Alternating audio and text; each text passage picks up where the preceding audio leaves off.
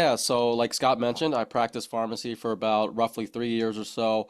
I left New Year's Eve of 2020, and during my practice, even like during pharmacy school, I was actually learning about investments, learning about equities, just trying to figure out ways to get my money to work for me, and went down a couple rabbit holes with equities, stock investing, etc. And naturally, that led me to real estate. And within real estate, I started small, with single family, small multis. I pretty much did the whole nine. I held, I wholesaled, I flipped, did a couple wraps, some sub twos, small things like that. But I've never bought a note, right?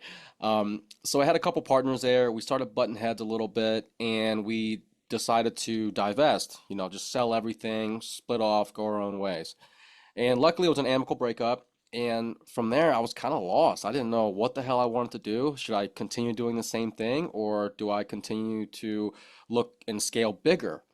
So that naturally led me to commercial real estate because I was really just interested in the intricacies of it. It's one of those where I just don't know about it, so I want to know about it. And that just brought me down another rabbit hole of, YouTube University, getting on podcasts and just listening to all the experts that are out there.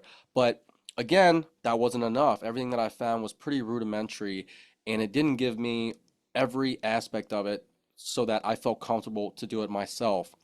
Luckily, I found a mentor who's now my business partner, and we kind of ran from there. And to answer your question, Scott, what I like about it is that we're dealing with business owners. In residential, I'm sure your listeners yourself have a ton of horror stories, right? And in commercial, again, you're dealing with business owners. You don't really, you're going to have your fair share of horror stories, but from my experience, not as bad.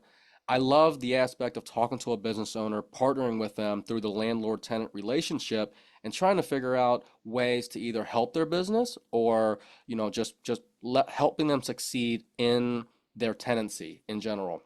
And I love learning about business too, right? Each different business has its own different nuances.